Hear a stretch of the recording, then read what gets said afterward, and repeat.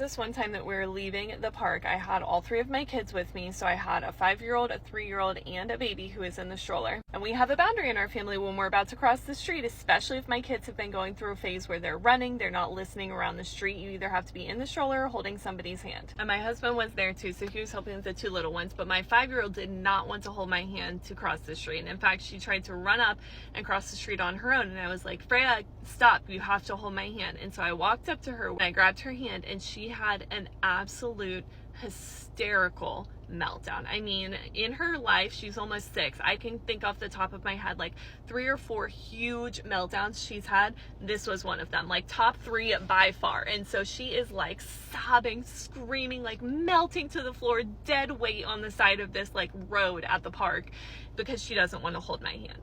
In those sort of situations, I remind myself, I'm the grown-up here. I'm the one who's allowed to make the decisions, right? I'm not like ripping her arm and being really rough with her, like smacking her to get her to listen or whatever. I'm not yelling at her. I literally just stood there and was like, we're not crossing the road until you hold my hand. That's the boundary. That's the rule. That's what we're doing here. And she had her little meltdown for like 10 minutes. And then she stood up and she held my hand and we walked back to the car.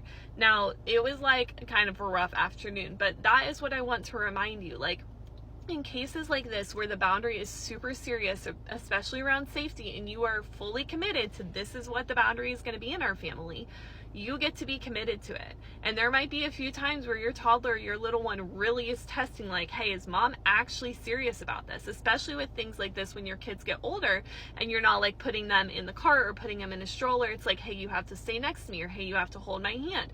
There might be a situation where it's going to be an absolute meltdown. If you want to go to a park, or you want to go to like an empty parking lot, or you want to go like outside in front of your house and practice this so you can get the meltdown over with when you're not like in the middle of Target or in the middle of the grocery store, that's totally fine.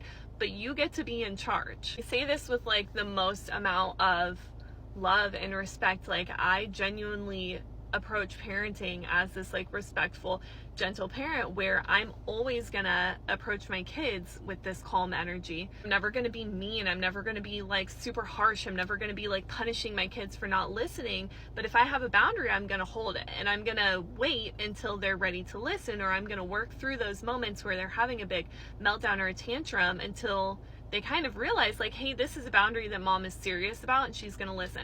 If I was with my 5-year-old and they didn't want to sit in the cart at the grocery store, I would be like, that's fine, but you can either stand here and you can hold the edge of the cart, or you can help me get stuff. And if they were sprinting around, then that would either be, you're going to sit in the cart or we're going to go. Right? They have to know that you're serious about those boundaries, and you can totally do that in a way that's like really loving and kind. But without that, it almost makes the behavior, not almost, practically always will make the behavior worse. Is the benefit of having natural or logical consequences when it comes to boundaries. In her case, the natural consequence was, we're not getting in the car. We're going to stand here on the side of the road until you're holding my hand, because that's the boundary, and she had to and that consequence just happened, right? If you're at the grocery store and they're running around not holding your hand when they're supposed to, the consequence might be, we're leaving. We're done at the grocery store, right? Or you have to sit in the cart for the next 5 grocery store trips until I can trust that you've practiced your skills of staying close to me. You can have consequences with your boundaries that make sense, but I think the biggest thing is just that if you're going to have a boundary, you're committed to it.